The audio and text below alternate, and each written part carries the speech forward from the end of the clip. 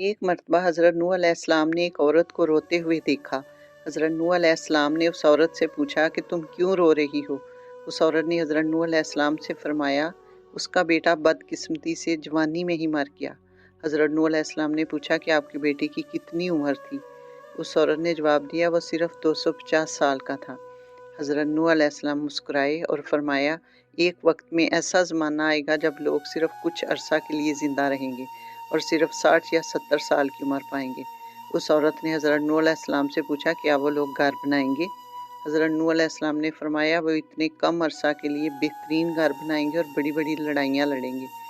उस औरत ने फरमाया, अगर मैं उन लोगों की जगह होती तो एक कोने में खेमा लगा के बैठ जाती और अपने रब की तारीफ़ और बुजुर्गी बयान करती।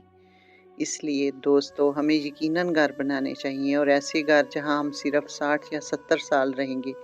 और आखिरत की ज़िंदगी को भूल जाना बेहतर है क्या?